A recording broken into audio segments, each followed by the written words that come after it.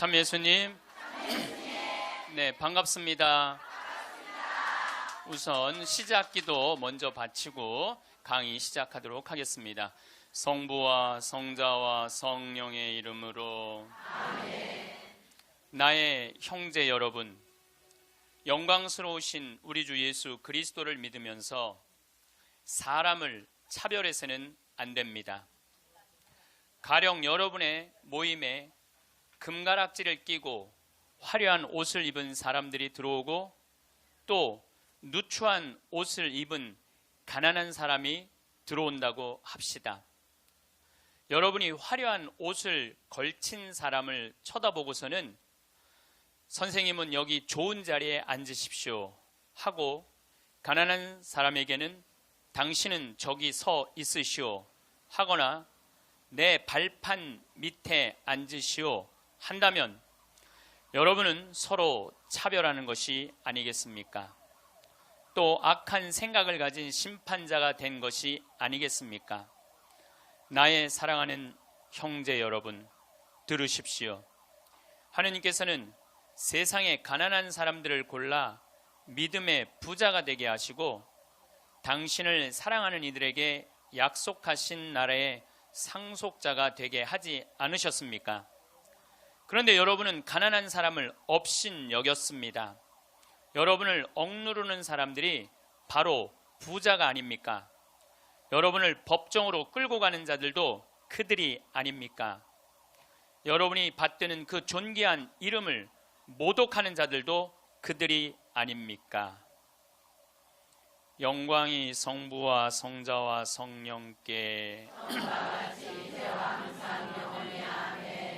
성부와 성자와 성령의 이름으로 아멘. 우리말에 이런 말이 있습니다. 사람 위에 사람 없고 사람 밑에 사람 없다. 언제 우리가 이런 말 쓰죠? 내가 사람 취급 못 받을 때. 근데 대한민국에 보면은 돈 있고 권력 있는 사람들이 돈 없고 권력 없는 사람들을 무시하는 경향이 너무나 커요. 이번에 미국의 프란치스코 교황님께서 방문을 하셨어요. 교황님은 항상 전용기가 없으시기 때문에 그 나라 비행기를 타고 가세요. 우리나라는 대한항공을 타고 오셨죠. 이번에 미국에 갈 때는 아메리칸 에어라인을 타고 가셨어요.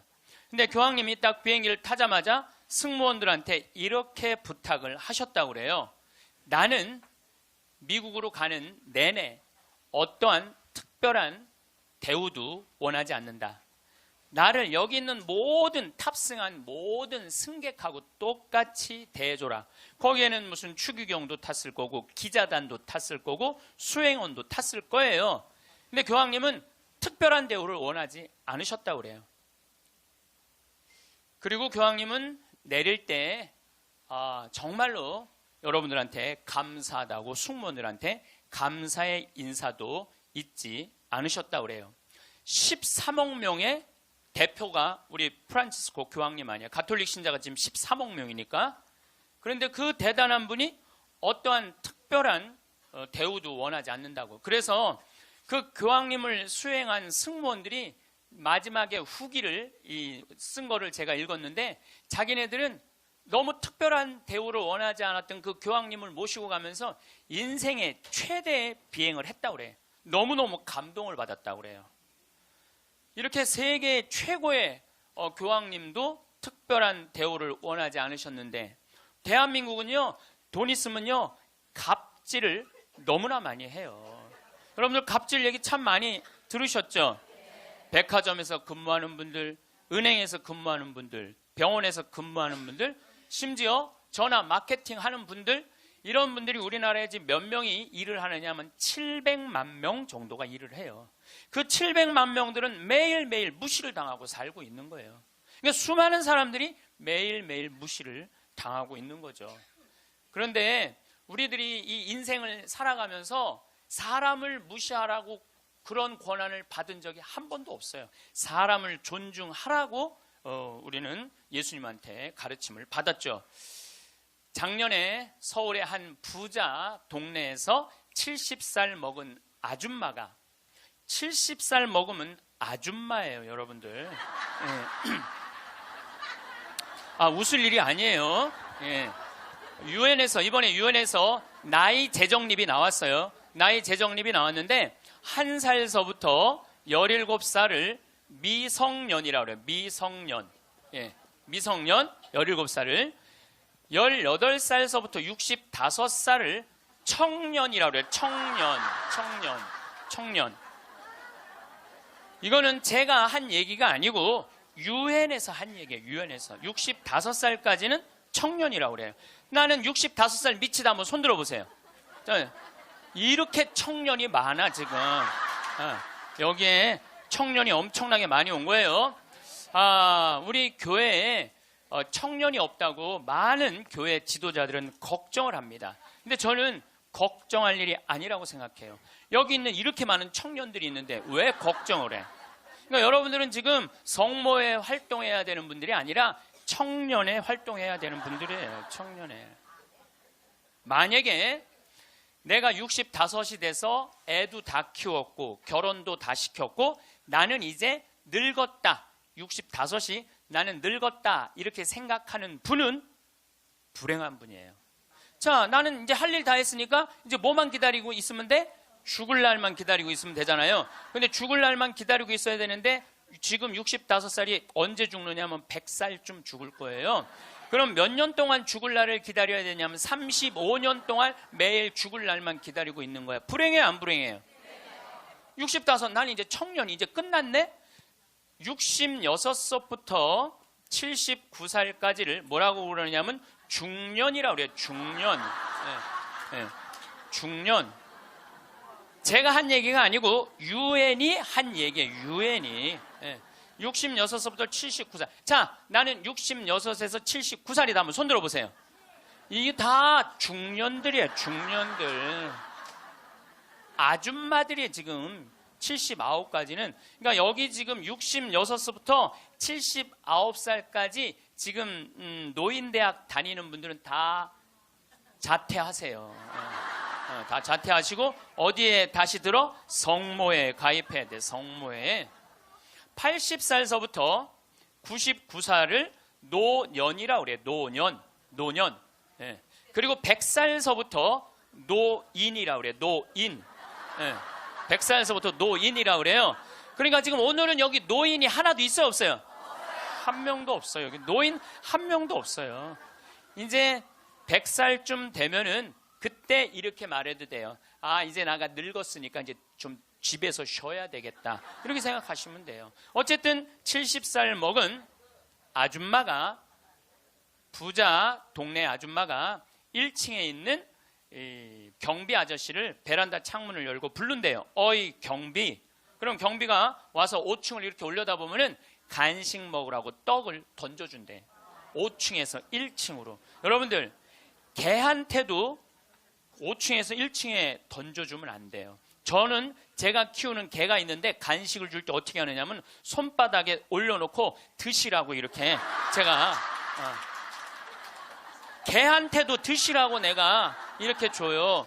하물며 사람한테 5층에서 1층으로. 제가 그 후기를 좀 읽어보니까 그 경비 아저씨하고 친했대요. 친해서 장난으로 그랬다는 거예요. 여러분들, 본인은 장난일 수 있지만 1층에서 받아먹는 사람은 장난이 아니에요. 본인은 장난일 수 있지만 그것도 꼭 유통기한 지난 걸 줬다는 거. 유통기한 지난 거. 이게 사람 위에 사람 있고 사람 밑에 사람 있는 거죠. 오죽하면은 분신 자살을 했겠어요. 이분이 한 달 동안 피부 이식을 3번이나 했어요. 그러다가 결국 한 달 만에 죽었어요. 우리 사회는요, 돈 있으면 돈 없는 사람 무시하는 경향이 너무 커요. 며칠 전에도 뭐 수아브로 스키라고 무슨 액세서리, 거기에서 어떤 사람이 와갖고 점원들한테 이거 고쳐주지 않는다고 무릎 꿇히게 하고. 여러분들, 똑같은 사람끼리 무릎을 꿇히게 한다는 게 말이 돼요? 그 사람은 그 제품을 쓸 자격이 없는 사람이에요. 돈만 있다고 좋은 제품을 쓰는 게 아니라는 거예요. 돈도 있고 그 돈을 쓸 만한 인격도 갖춰야 되는데 우리는 돈만 있고 뭐가 없어? 인격이 없는 거예요. 사람 무시하지 말라고 누가 가장 가르치셨어요? 예수님이에요. 예수님은 마태복음 25장에 이렇게 말씀하세요. 양떼, 염소떼 나눠놓고 양떼들한테 이렇게 말씀하세요. 너희는 하늘나라를 차지해라. 우리가 뭘 잘했다고 하늘나라를 차지합니까? 너희들은 내가 목말랐을 때, 굶주렸을 때, 헐벗었을 때, 병들었을 때, 감옥에 갇혔을 때, 나그네 되었을 때 따뜻하게 맞이해줬다. 주님, 우리가 언제 그랬습니까? 그러니까 예수님이 이렇게 말씀하세요. 너희 형제 중에 가장 보잘것없는 사람 하나에게 해준 게 곧 내게 해준 것이다. 혹시 여러분들 노숙자의 집에 가갖고 노숙자들한테 식사를 한번 대접했어. 그러면은 그 노숙자한테도 대접했지만은 누구한테도 대접한 거야? 그렇죠. 노숙자 안에 있는 예수님한테도 대접한 거예요. 그러니까 그걸 다 대접받았던 예수님은 마지막 날에 그 대접받은 걸 다 갚은 거예요. 근데 여러분들이 병든 사람, 감옥에 갇힌 사람, 노숙자들한테 한 번도 대접해 준 적이 없어. 마지막 날 예수님한테 받을 거 있어요, 없어요? 없어요. 지금 어려운 이웃한테 잘 베풀어 준 사람은 나중에 가서 예수님한테 따질 수 있어. 내놓으라고, 내가 해준 거 해준 거 내놓으라고 따질 수 있어요. 예수님 마태복음 25장에 말씀하셨기 때문에. 근데 왼편에 있는 사람한테는 예수님이 이렇게 말씀하세요. 악마와 그의 졸도들을 가두려고 준비한 영원히 꺼지지 않는 불 속으로 들어가라. 우리가 뭘 잘못했다고 그럽니까? 그냥 예수님이 이렇게 말씀하세요. 너희들은 내가 목말랐을 때, 굶주렸을 때, 헐벗었을 때, 병들었을 때, 감옥에 갇혔을 때, 나그네 되었을 때 따뜻하게 맞이하지 않았다. 주님, 우리가 언제 그랬습니까? 그러니까 예수님이 이렇게 말씀하세요. 너희 중에 가장 보잘것없는 사람 하나에게 해주지 않은 것이 곧 내게 해주지 않은 것이다. 자, 여기 계신 여러분 모두 안에 지금 예수님 계세요, 안 계세요? 여러분들 무시당하면 돼요, 안 돼요? 안 돼요. 여러분들이 잘나서 무시당하면 안 되는 게 아니라 여러분들 안에 계시는 예수님 때문에 무시당하면 안 돼요. 자기 자존심을 지키는 거는 여러분들은 예수님이 거하는 성전이기 때문에 여러분들 자존심을 지켜야 돼요. 저는 이번에 아주 굉장히 슬펐다가 너무너무 멋있는 사장님을 하나 만났어요. 도시락 업체, 그것도 미국에서 와서 우리나라에서 사업을 하는 도시락 업체 사장님인데, 우리도 고객을 존중해야 되지만 고객도 우리를 존중해 주지 않으면 내쫓겠다 이거예요. 그 선언서를 제가 읽어드릴게요. 제목이 참 재미나요. 공정 서비스 권리 안내. 우리 직원이 고객에게 무례한 행동을 했다면 직원을 내보내겠습니다. 그러나 우리 직원에게 무례한 행동을 하시면 고객을 내보내겠습니다. 참 멋있죠? 우리 부관장 신부님이 로마 유학 갔다 오신 분이에요. 그런데 저녁에 맥주집에 이제 뭐 신학생 때 갔으니까 맥주 막 먹을 때잖아요. 맥주를 먹으니까 떨어지면 뭐라 그래? 웨이터 계속 불렀대요. 그랬더니 사장이 딱 오더니 나가라고 그러더래요. 왜 나가냐고 그러니까 왜 우리 직원을 종 부리듯 부리느냐고. 술 떨어진 거 알면 우리가 찾아가고 필요한 거 있느냐고 물어볼 텐데 왜 내 직원을 종 부리듯 부리느냐고. 이렇게 종 부리듯 부리는 당신은 여기서 맥주 먹을 자격 없다고 나가라고. 근데 이게요, 유럽도 그러고 미국도 그래요. 미국도 가면은요, 아줌마 못 불러요. 올 때까지 기다려야 돼. 근데 우리는 내가 돈 주고 부린다고 식당에 가서 어떻게 해? 아줌마 왜 안 갔다 와? 안 갖고 와? 이게 종 부리듯 부리는 거예요. 이 뒷말이 더 멋있어요. 상품과 대가는 동등한 교환입니다. 우리 직원들은 훌륭한 고객들에게 마음 깊이 감사를 담아 서비스를 제공하겠지만 무례한 고객에게까지 그렇게 응대하도록 교육하지는 않겠습니다. 그러니까 무례한 고객한테 죄송합니다 그렇게 안 가르치겠다는 거예요. 당신은 물건 살 자격 없으니까 나가라고 가르치겠다는 거예요. 우리 직원들은 언제 어디서 무슨 일을 하든지 항상 존중을 받아야 할 훌륭한 젊은이들이며 누군가에게는 금쪽 같은 자식이기 때문입니다. 직원에게 인격적 모욕을 느낄 언어나 행동, 큰 소리로 떠들거나 아이들을 방치하여 다른 고객들을 불편하게 하는 행동을 하실 경우에는 저희가 정중하게 서비스를 거부할 수 있음을 알려드립니다. 사장이 이렇게 딱 써놓은 거예요. 앞에다가. 얼마나 멋있는지 몰라요. 그러니까 예수님도 어느 누구도 함부로 대하지 말라는 거. 어느 누구도. 또 마태복음 18장 10절에 이런 말씀을 하세요.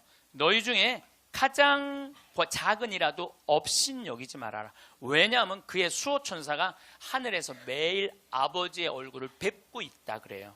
수호 천사가. 여기 계신 분들 이렇게 말씀하시는 분들 계세요. 나는 지질이 복도 없는 년이라고. 나는 남편 복도 없고 자식 복도 없는 지질이 복도 없는 년이라고. 그 지질이 복도 없는 년도 수호천사가 한 분씩 다 있다는 얘기예요. 수호천사가 수호천사 한 분씩 다 있는 거예요. 그러니까 여기 계신 여러분들 전부 지금 수호천사 있어요, 없어요? 있어요. 여러분들 언제 수호천사가 여러분들 가장 곁에 있느냐면 여러분들이 성체 영화로 나올 때 수호천사가 항상 여러분들을 수호하고 나온다는 거예요. 여러분들 대단한 분들이에요. 수호천사 한 분씩 다 거느리고 있으니까. 그러니까 무시당하면 돼요, 안 돼요? 무시당하면 안 돼요. 예수님은 이 세상에 오셨을 때도 가진 자 편에 서지 않고 가지지 못한 자 편에 서세요. 부처님 아버지는 직업이 뭐죠? 부처님 아버지는 왕이었어요. 공자님 아버지는 관리였어요. 마호메트 아버지는 큰 부자 상인이었어요. 물론 마호메트 엄마가 뱃속에 있을 때 돈 벌러 나갔다 죽어요. 그래갖고 마호메트는 유복자. 예수님 아버지는 직업이 뭐예요? 목수. 그 내가 신학교 다닐 때 신론 배울 때 예수님 아버지는 성부라고, 예수님 아버지 직업은 하느님이었어요. 하느님. 예수님 양아버지 직업은 뭐예요? 목수예요. 2000년 전에 목수는 하루에 2끼 정도 먹었다고 그래요. 그러니까 가난한 집에 태어나신 거예요. 예수님은 굳이 당신이 선택해서 올 수 있었는데 굳이 가난한 집에 택해서 오신 이유는 뭐냐면 가난한 이들과 함께 하겠다는 거예요. 그리고 당신 태어날 때 천사들이 누구를 초대하느냐면 목동들을 초대해요. 야, 삼왕은 자기네들이 찾아온 거고 예수님이 초대한 건 누구냐 하면은 목동들이에요. 저기 대단한 분 태어났으니까 가봐라. 그래갖고 예수님한테 처음으로 인사를 한 사람들은 목동들이야. 우리가 알퐁소 토대의 별이라는 책을 읽어갖고 목동을 굉장히 낭만적인 사람들로 알고 있는데 중동에 가보면요, 세상에 더러운 게 목동이에요. 그래서 목동하고 상대하지 말라 그래. 도둑놈들이라고. 상대하지 말라 그래. 왜냐하면 한번 풀뜨도로 양, 염소 풀뜨도로 나가면은 한 달을 돌아다녀야 되거든요. 그러니까 한 달 동안 머리 안 가. 내가 가서 보니까 머리에 떡을 칠하고 다녀요. 먹을. 냄새가 얼마나 나는지 몰라. 또 밤낮에 기온차가 많으니까 옷을 몇 겹을 입고 한 달 동안 안 빨고 그것만 입고 다니는 거예요. 그 더럽고 냄새나는 목동들을 예수님은 첫 손님으로 초대한 거예요. 이게 누구를 초대하겠다냐? 보잘것없는 사람들을 귀하게 여기겠다는 거예요. 그리고 당신 활동하실 때는 앞 못 보는 사람, 듣지 못하는 사람, 말하지 못하는 사람, 팔 오그라드는 사람, 등 굽은 여자, 다리 오그라드는 사람, 몸 썩어가는 나 환자, 몸 파는 여자, 나라 팔아먹은 세리들이랑 먹고 마시고 놀았다고 그래요. 저는 신약성서 읽으면서 가장 가슴 떨리는 성서 구절이 뭐냐면 예수님은 그들과 먹고 마시고 놀았다. 이거를 읽으면 막 가슴이 떨려요. 여러분들, 세상에 먹고 마시고 노는 것처럼 중요한 일이 어디 있어요? 그렇죠? 여러분들 저하고 방송을 통해서 유튜브를 통해서 친숙하시죠? 친숙하다더라도 나하고 먹고 마시고 놀진 않잖아요. 먹고 마시고 놀 수 있는 사이는요, 친하지 않으면 못해요. 여러분들도 누구랑 먹고 마시고 놀아요? 친한 사람들이랑 먹고 마셔요. 오늘 이거 끝나고 나면 길거리에 나가고 너 오늘 나하고 먹고 마시고 놀자. 길거리에 있는 사람한테 말할 수 있어요, 없어요? 귀싸대기 맞을 거예요. 여기 오늘 같이 온 친구들하고 야, 우리 오늘 강의 끝났으니까 여기 명동에 가고 우리 먹고 마시고 놀자. 친하지 않으면 못하는 거예요. 친하지 않으면. 그리고 먹고 마시고 노는 사이는 그 사람의 속사정을 다 알아요. 그 사람이 뭘 힘들어하는지, 그 사람의 고민이 뭔지 먹고 마시고 놀지 않으면 모르는 거예요. 본당 신부도 마찬가지예요. 본당 신부할 때 5년 동안 사목을 했는데 교우들하고 한 번도 먹고 마시고 놀지 않았어. 그러면 여러분들은 본당 신부하고 추억이 있을까요, 없을까요? 없어요.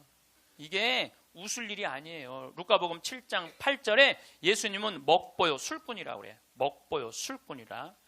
저도 본당 신부할 때 사목을 하는 기본이 뭐냐면 먹고 마시고 노는 거였어요. 사목의 기본이 먹고 마시고 노는 거였어요. 장례가 나잖아요. 그럼 저는 반드시 초상집에 갔어요. 초상집에 가갖고 장례 전날 가갖고 소주 한 병 내오라고 그래요. 그럼 상주 전부 다 오라고 그래요. 상주들하고 소주 한 잔씩 하면서 먹고 마시면서 어머니가 어떻게 살았는지, 아버지가 어떤 병으로 돌아갔는지 얘기를 다 들어요. 그리고 1시간을 그렇게 소주 한 병을 먹으면서 이야기를 하고 다음날 강론할 준비할 필요가 없어. 강론. 왜냐하면 강론 때 이 엄마가 어떻게 살았고 가족은 어떻게 하고 다 얘기할 수 있는 거예요.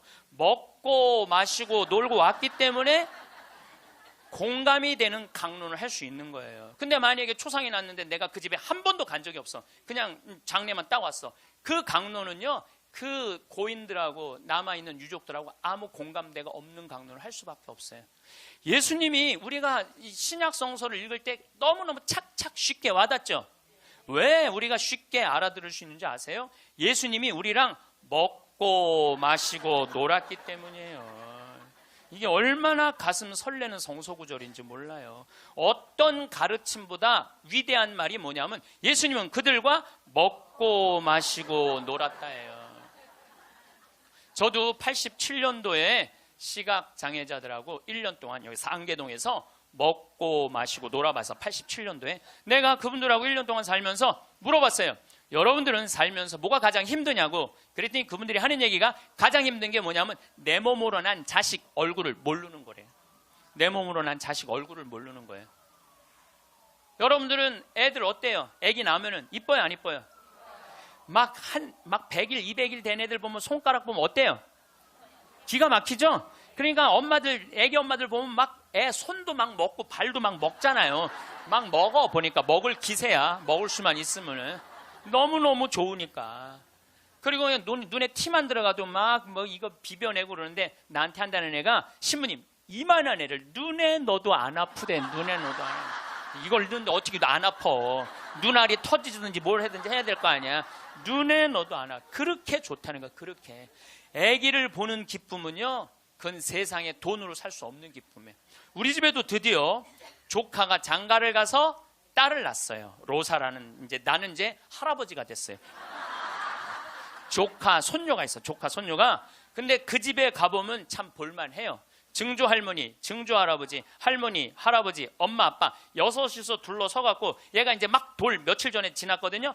얘는 가만히 보니까 아무것도 안 해. 그런데도 여섯이서 둘러서갖고 그냥 쳐다보고 있다가 눈만 뜨면 뭐라 그러냐면 눈 떴다. 눈 뜬 게 뭐 이렇게 대단한 일이라고. 6명이 둘러앉아갖고 눈 떴다고 난리를 치고 거기다가 얘가 빵긋 웃기만 하잖아요. 그러면 그때부터는 애가 재롱을 피는 게 아니에요. 증조 할머니, 증조 할아버지부터 재롱을 피기 시작해. 오르르 깍꿍. 이게 누가 재롱 피는 거야? 내가 보기엔 지들이 재롱 피면서 얘가 재롱 핀다는 거야. 시간 가는지 모른다는 거야. 내가 보기엔 자기네들이 재롱 피고 얘는 그냥 껌뻑껌뻑 쳐다만 보는데. 이 아기를, 그래서 애들은 1살 때 평생 할 효도를 다 한다는 거예요. 1살 때. 여러분들 그때 그 기쁨 평생 애들은 2살 때부터 효도 안 해요. 왜 효도 안 하는 줄 아세요? 1살 때 이미 다 했어. 근데 뭘 2살 때부터 해. 혹시 지금 30살 된 자식들이 효도 안 한다고 섭섭한 그분들은 욕심이 너무 많은 거예요. 이미 그 기쁨을 다 누린 거예요. 근데 그분들은 자기 애들을 어떻게 알아보느냐 하면 손으로 만져서 눈이 이렇게 생겼고 코가 이렇게 생겼고 입이 이렇게, 그 상상할 수밖에 없어요. 네, 상상할 수밖에 없어요. 또 한 번은 도봉산 성당에서 우리 시설 분들을 초대를 해갖고 식사 대접을 했어요. 정말 내가 가서 보니까 상다리가 부러지게 차려놨어. 그런데 옆에 있던 형제가 나한테 그러는 거야. 학사님, 우리는 이렇게 상다리가 부러지게 차려놔도 아무 소용이 없다는 거예요. 왜 소용이 없냐? 그랬더니 보여야지 골라 먹죠. 어디 있는 줄 알아야지. 냄새는 나는데 어디 있는지 알아야지 골라 먹죠. 그러니까 옆에 봉사자들이 한 분씩 앉아갖고 고등어 들어갑니다. 두부 들어갑니다. 김치 들어갑니다. 그래야지 먹는 거예요. 근데 우리 생태마을에 딱 음식 차려놓으면은 막 김치, 뭐 고등어 막 이제 묵은지 절여놓은 거 보면 막 이분들 입에 군침이 돈대. 딱 보면은 막 깍두기 쫙 빨갛게 해놓고 막 김치찌개 두부 딱 올려주면 입에 군침이 돈다는 거예요. 우린 눈으로 먹는 거예요. 먼저 눈으로 먹고 입에 군침이 도는 거예요. 이걸 영어로 뭐라고 그러냐면 My mouth is watering 그래요. 군침 돈다. My mouth is watering. 군침이 도네. 근데 그분들은 눈으로 먹는 기쁨이 없는 거예요. 여러분들 뭐가 지지리 복도 없긴 뭐가 지지리 복도 없어. 이 눈으로 벌써 음식을 먹는데 이거 눈알 하나 갈아 끼는데 1억이라는데 2개 갈아 끼면 2억인데 2억을 끼고 지지리 복도 없는 년. 무슨 지지리 복도 없는 년이에요. 또 87년도는 그 인천에서 수원에서 전철이 전부 다 의정부로 갔어요. 그때만 해도 우리 시각장애자들이 전철에서 바구니 들고 어두운 밤에 깜깜한 밤에 이러고 가면은 500원씩 1000원씩 줬어요. 기억나시죠? 네. 그렇게 하루 종일 전철을 오고 가면서 모으면은 그때 돈으로 꽤 컸대요. 15,000원, 2만원 됐대요. 그때 돈으로. 그러면은 창동이나 도봉역에서 딱 내리면은 도둑놈들이 따라다니다가 역에서 나가면은 그걸 낚아채 가는 거예요. 그걸 낚아채 가는 거예요. 그럴 때 너무너무 속상하다는 거. 너무너무 화가 나. 하루 종일 고생한 건데. 그러니까 누굴 데리고 나가느냐면 5학년, 6학년, 중학교 1학년 된 자기 애들을 데리고 나가는 거예요. 자기 애들은 그거 일 나가는 게 죽기보다 싫은 거예요. 매일 그 우리 시설 마당에서 애들이 울어. 너 왜 울어? 그러면 자기 일 나가기 싫다는 거예요. 네가 무슨 일을 나가는데? 애들이 얘기해 주는 거예요. 낚아채갖고 엄마 아빠가 나 데리고 나간다고. 그럼 엄마 아빠 손잡고 지팡이 잡고 전철 안에 왔다 갔다 하는 거 걔네들이. 그러는 수원이나 인천은 아무 상관없대요. 창동이나 도봉역에 딱 그 전철을 지나갈 때 되면 누굴 만나냐면 반 친구들을 만나는 거예요. 반 친구들이 그걸 보고 다음날 학교 가고 다 소문을 내는 거예요.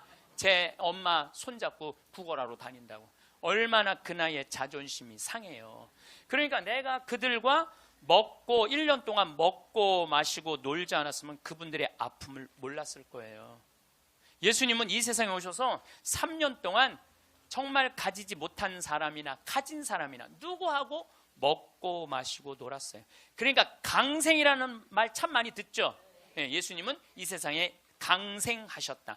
그냥 몸만 오신 게 아니에요. 삶 자체로 이 세상에 들어오신 거예요. 그래서 우리랑 먹고 마시고 놀면서 우리가 고민하는 게 뭔지, 우리가 힘들어하는 게 뭔지 너무너무 잘 아셨어요. 그래서 예수님은 특별히 아픈 사람들, 병든 사람들 고쳐주는 거 주저하지 않으셨어요. 다 고쳐주셨어요.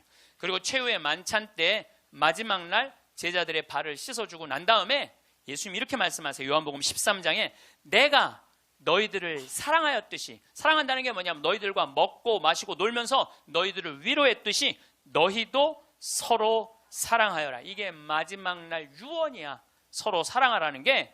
그런데 지금 한국에는 크리스찬이 2천만이 있어요. 개신교 1,500만, 가톨릭 500만. 크리스찬이라는 건 뭐냐면 그리스도처럼 살겠다는 거예요. 여기 계신 여러분들 전부 왜 세례 받았냐면 그리스도처럼 살라고 세례 받은 거야. 그러면 이 대한민국에 2천만 명의 그리스도가 살고 있는데 요즘 대한민국에 보면 2천만 명의 그리스도인이 살고 있는 것 같아요? 아니죠? 예수님이 서로 사랑하라고 말하고 간 적이 없는 것 같아. 예수님이 이렇게 말하고 가신 것 같아. 너희들 서로 괴롭힐 수 있는 한 괴롭혀라. 이렇게 말씀하고 가신 것 같아. 얼마나 서로 괴롭히는지 이미 다 망가져서 들어가요. 우리나라 중고등학교 애들 여러분들 남자애들 보면 눈빛 보면 어때요? 살벌하지 않아요? 이렇게 눈빛 딱 마주치면은 어떤 놈이야 걸리지, 내가 오늘 가만히 안 놔둬, 이런 기세예요. 우리나라 지금 중고등학교 남자애들은 극도의 스트레스 속에서 자라는 거예요. 왜? 경쟁 속에서 경쟁만 가르치고 협력, 이해, 양보, 사랑 이런 게 안 배워요. 경쟁, 출세, 1등만 배운 애들이야. 그러니까 눈에 도끼가 있는 거야, 애들이. 그런 애들이 군대 가갖고 서로 괴롭히는 거예요. 이미 군대 가기 전에 망가진 거예요. 여러분들 텔레비전 보면 요즘 대한민국 뭔가 잘못 가고 있다는 생각 안 들어요? 뭔가 우리 지금 잘 가고 있어요? 잘 못 가고 있어요. 대한민국 건국이념은 뭐예요? 홍익인간 그건 4348년 전에 단군 할아버지가 한 얘기고, 대한민국 건국이념은 뭐예요? 대한민국 건국이념은 뭐냐면 우리도 한번 잘 살아보세요. 돈이야, 돈. 돈이라면요 무슨 짓이든 해요. 정말 지난 70년 동안 돈을 벌기 위해서 우리는 혈안이 돼 있었어요. 그리고 우리나라는 돈을 많이 벌었어요. 참 많이 벌은 나라예요. 전 세계 다녀보세요. 대한민국처럼 좋은 차 타고 여러분들처럼 이렇게 기가 막히게 멋있는 옷 입고 여러분들처럼 잘 먹는 나라 거의 없어요. 전 세계에서 10위 안에 들어요. 10위 안에 들어요. 참 잘 먹고 잘 살아요. 근데 무슨 영국의 옥스퍼드 대학 나오고 우리나라 기자가 이런 말을 했어요. 기적을 이룬 나라, 기쁨을 이룬 나라. 기적은 이루었는데 너무너무 잘 살긴 하는데 기쁨이 없는 나라야. 전부 다 여기다 헬 조선이야. 지옥 조선이 지옥 조선. 우리나라를 지금 그렇게 표현하거든요. 그리고 애들이 흙수저 물고 태어났다고. 누구는 금수저 물고 태어났는데 누구는 흙수저 물고 태어났다고. 내가 보기엔 너무 잘 사는데 이런 표현들이 있는 거예요. 이거는요 돈보다 더 높은 가치가 있거든요. 이제 대한민국이 추구해야 되는 건 뭐냐면 돈보다 더 높은 가치를 추구해야 될 때예요. 이제는. 근데 아직도 돈이야. 아직도 돈. 아직도 경제 그래요. 정의, 인권, 자유, 생태계, 자연 이 높은 가치들이 있는데 우리는 아직도 경제예요. 돈 때문에. 핀란드라는 나라는 건국이념이 뭐냐면 나눔이야. 나눔. 이 나라는 러시아의 100년 지배를 받아요. 100년 지배를 받으면서 독립을 해요. 국민들이 모여갖고 우리 진짜 잃었던 나라를 찾았으니까 이 나라를 어떻게 건설해 나갈 것이냐? 국민들이 그래요. 콩알 한쪽이라도 나눠 먹자. 그래서 이 나라는요 가난했을 때부터 나누기 시작하고 지금까지도 잘 나눠요. 지금까지도. 지금 국민소득 6만 달러예요. 이 나라는 초등학교, 중고등학교 전액 무상교육이에요. 근데 더 놀라운 건 대학생들도 전부 공짜로 대학 다 다녀요. 그리고 기숙사도 다 공짜야. 시골에서 헬싱키로 공부하러 올라왔어. 그러면은 기숙사비 다 국가에서 다 대줘요. 근데 더 놀라운 건 대학생들이 돈이 없어갖고 아르바이트 할까봐, 책 사볼 돈이 없어서 아르바이트 할까봐 아르바이트 하지 마라, 공부해. 그러면서 책값 하라고 모든 대학생들한테 한 달에 43만 원씩 용돈을 줘요. 모든 학비도 안 되는데 용돈도 줘. 이 나라는 석박사까지 공짜예요. 프로그램 참여하면 석박사까지 다 공짜야. 그러려면 뭘 많이 내야 돼? 세금을 많이 내야 되잖아요. 이 나라는 한 700만 원 정도 월급 받는 사람들이 세금을 얼마를 내냐면 320만 원 정도 내요. 이 정도 내야지 대학생들한테 용돈까지 주죠. 자, 이제 대한민국도 애들이 등록금 못 내갖고 지옥이라고 그러잖아요. 그러니까 이제 어른들, 애들, 대학생들 등록금 공짜로 해주기 위해서 700만 원 버는 사람들 320만 원 돈 내십시오. 낼 것 같아, 안 낼 것 같아요? 여기다가 빨간 띠 두르고 결사 반대. 누가 대한민국이 정이 많은 나라래? 저는요 대한민국 정 많은 나라라는 거에 동의할 수 없어요. 왜냐하면 정이 많은 나라가 해외 입양 1위를 해요. 우리나라가 해외 입양 1위예요. 제가 지난 여름에 유타라는 곳에 강의를 다녀왔는데 거기 가보니까요 몰몬 교도가 많은 데예요. 저녁에 식당에 갔는데 엄마 아빠는 백이냐. 근데 애들은 누가 봐도 우리나라 애들이에요. 그 한 식당에 세 쌍의 자녀들이, 그러니까 세 부부 쌍의 자녀들이 우리나라 애들이야. 나는 대한민국의 어른으로서 걔네들한테 너무너무 미안하더라고요. 전 세계에서 해외 입양 1위가 대한민국이에요. 2위가 어딘 줄 아세요? 필리핀이에요. 3위가 우간다, 4위가 인도, 5위가 우즈베키스탄이에요. 그 나라들에 비하면 우리나라는요 2배, 3배 잘 사는 나라예요. 2배, 3배 잘 사는 나라에서 해외 입양 1위를 하고 있는데 정이 많은 나라예요? 정 많은 나라 아니에요. 또 제가 요즘 잠비아 도와준다고 한 3년 동안 한 10억 정도 잠비아 도와줬어요. 가서 뭐 이제 농장도 한 20만 평 꾸며주고 소도 돼지도 닭도 뭐 옥수수밭도 감자밭도 다 해놨어요. 근데 나한테 전화해갖고 이렇게 항의하는 분들 참 많아요. 대한민국에도 굶어 죽는 사람 많은데 뭐하러 아프리카까지 가서 도와주느냐고, 정신 있는 거냐 없는 거냐 나한테 이렇게 전화하는 분들 참 많아요. 여러분들 우리나라가요 6.25 전쟁 끝나고 난 다음에요 미국에서요 밀가루 받아서 먹고 살았어요. 밀가루. 그래서 우리 천주교하고 밀가루하고 인연이 많아요. 정부를 못 믿으니까 밀가루를 어디다 줬어? 성당에 다 갖다 줬어요. 그래서 성당에서 나눠줬어요. 그래서 옛날에는 밀가루 받아 먹으려고 세례 받는다 그래서 밀가루 신자라는 말까지 나왔어요. 그렇게 우리가 그 배고픈 시기를 미국에서 원조 받아갖고 버텨냈어. 그럼 세계에서 9번째로 1조 달러가 넘는 나라가 9나라인데 우리나라가 9번째 1조 980억 달러예요. 그렇게 잘 사는 나라가 아프리카의 나라 도와주는 건 당연한 거예요. 받았으면 줘야지. 받고 우린 꿀떡하고 끝나고 있어요. 근데 그게 OECD 국가 중에 가난한 나라 안 도와주기로 우리나라가 1등이에요. 뭐가 정이 많은 나라예요. 말로만 정 많으면 다예요. 정이 많은 나라가 아니에요. 내가 지지난주에 동창 모임에 사회복지시설 운영하는 신부님을 만났어요. 기가 막힌 얘기를 들었어요. 어떤 얘기를 들었느냐 하면 서울의 한 시내 한복판에 지적장애자들 작업장을 학교에 중학교에 만들려는데 주민이 반대하는 거예요. 그랬대요. 우리 동네 쓰레기 처리장은 들어와도 지적장애자 작업장은 못 들어온다.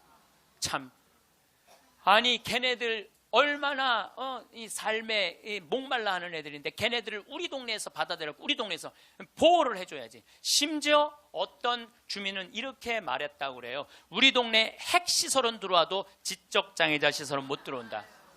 이게 우리가요 철저하게 이기적인 거예요. 님비라고 그래요. 님비. 요즘 우리 평창에는 동계올림픽 때문에 도로가 뻥뻥 나요. 근데 우리 생태마을 바로 옆에 도로가 나요. 근데 거기를 터널을 뚫어요. 강의 중에 다이나믹 터질 때 막 건물이 울려요.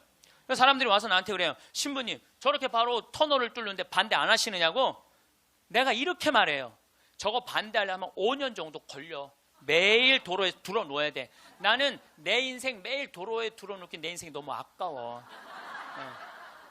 그리고 일하는 우리 옆으로 지나가는 거 일하는 마을로 지나가는 거예요.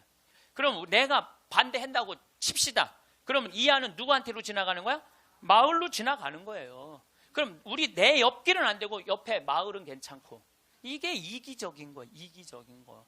누가 우리 부로 정이 많은 나라라고 그래요. 1970년대 우리 이 구로공단에서 동대문에서 노동자들이 이제 돈 많이 벌으니까 우리 좀 나눠주라. 그러니까 정부에서 어떻게 이 국가가 지금 잘 살아야 된다. 그래갖고 잡아 죽이고 고문하고 그랬어요. 그러면서 나중에 잘 살게 되면 그때서 너희들한테 잘해줘. 나중에 잘해줘. 나중에 잘해주겠다고. 그래서 대기업 중심으로 정책을 폈어요. 그런데 지금 2015년 대한민국 잘 살아요? 못 살아요? 잘 살아요. 외환보유가 세계 6위예요. 3,600억 달러. 그 다음에 10대 기내 사내 보유금은 5천억 달러, 515조. 근데 지금 나눠요, 안 나눠요? 안 나누잖아요. 우리나라가 지금 1시간 노동임금이 5,580원이에요. 이거 노동자들이 10,000원으로 해달라고 그랬어요. 근데 올해 6,030원 했어요. 6,030원. 내년에 1시간이 6,030원이에요. 그러면 우리나라하고 비슷한 경제 규모가 비슷한 이탈리아는 얼마예요? 10,000원이에요. 10,000원. 이탈리아, 스페인 10,000원이에요. 우리보다 조금 잘 사는 프랑스는 12,000원. 독일은 13,000원. 미국은 2020년에 모든 노동자들한테 1시간에 17,000원 주기로 국회에서 결의를 했어요. 근데 우리는 이 민중을 무시하는 거예요. 니네들은 무시당해도 돼. 니네들은 돈, 이게 5,580원이면요. 한 달 22일 일하면 얼마 버는 줄 알아요? 98만 원 받는 거예요. 98만 원. 그거 갖고 먹고 살라는 거예요. 기업에는 515조나 있으면서 안 내놓는 거예요. 세금으로 안 내놓는 거예요. 그냥 가지고 있는 사람만 더 부자가 되는 거예요. 가지고 얼마 전에 우리 삼성이 아시아 최고의 부자 가문이 됐대요. 저는 그걸 읽으면서 너무너무 창피했어요. 왜 너무너무 창피했느냐 하면은 우리나라는 경제 규모가 1조 달러야. 일본은 6조 달러, 중국은 14조 달러야. 그럼 최고의 부자는 일본이나 중국에서 나와야지 우리나라에서 나와요. 이 얘기는 뭐냐면 삼성이 회사 운영을 잘하기도 했지만 중소기업, 하청업체들한테 1,000원 주고 500원 주고 그 나머지 500원 갖고 세계 아시아 1위 된 거예요. 다 같이 잘 살아야지 잘 사는 거지 한 기업만 잘 산다고 잘 사는 게 아니에요. 그리스가 왜 망했어요? 그리스가 한두 부자 자기네들 세금 다 뒤로 돌리는 바람에 나라가 망한 거예요. 나중에 나누긴 뭘 나중에 나눠.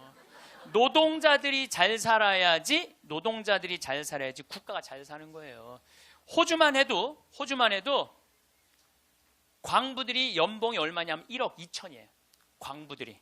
내가 지금 호주에 나오고 같이 봉사활동 다니는 치과의사, 우리 요한 바오로 치과의사가 있는데 어저께 나한테 한 얘기예요. 신부님, 호주에는 배관공, 전기공, 목수가 저보다 돈 더 많이 벌어요. 아주 능력 있는 치과의사인데 돈 더 많이 번다는 거예요. 그러니까 노동자가 잘 사는 나라가 행복한 나라예요. 예. 나중에 나눠주긴 언제 나눠줘. 나중에는 다 굶어 죽고 난 다음에 나눠줘요. 나누려면 언제 나눠야 돼? 지금 나눠야 돼. 지금. 내가 성당 질 때도 부자들한테 신축 헌금 좀 하시죠. 그럼 신부님 나중에 땅 팔리면 할게요. 나중에 땅 팔리면 할게요. 이런 분들은요 절대 안 해요. 착한 일도 많은 사람들, 신부님 내가 나중에 돈 벌면 할게요. 이런 사람들은 착한 일 안 하겠다는 사람들이에요. 지금 하지 않으면 나중에는 못 하는 거예요. 나중에는. 지금 해야 돼. 하려면 지금 해야 돼요. 마침 기도 벌써 시간이 45분이나 됐어요.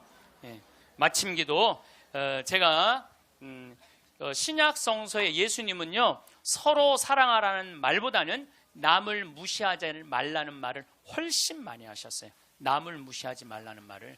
이 사람을 무시하지 말고 어린아이를 무시하지 말고 가난한 사람을 무시하지 말고 이 이야기를 훨씬 많이 하셨어요. 그러니까 사람을 귀하게 여기라는 얘기예요. 지금 제가 마침 기도로 읽는 이 성서 구절도 제가 강의 때 했던 마태복음 18장 10절 말씀입니다. 성부와 성자와 성령의 이름으로 아멘. 작은 이들을 업신여기지 마라. 너희는 이 작은 이들 가운데 하나라도 업신여기지 않도록 주의하여라. 내가 너희에게 말한다. 하늘에서 그들의 천사들이 하늘에 계신 내 아버지의 얼굴을 늘 보고 있다. 사랑 많으신 하느님 아버지, 당신은 아들 예수님을 이 세상에 보내셔서 우리와 함께 먹고 마시고 놀면서 우리들이 이 세상살이 하면서 힘들어하는 것을 위로해 주시기 위하여 당신 아들을 파견하셨나이다. 그 거룩한 예수 성심을 닮아 우리들도 생활 안에서 만나는 우리 주위 사람들 무시하지 않고 그들을 존중하고 그들 안에 있는 예수님의 모습을 찾아내어 그들을 존중할 수 있는 그러한 지혜 허락하소서. 영광이 성부와 성자와 성령께 성부와 성자와 성령의 이름으로 아멘. 네, 감사합니다.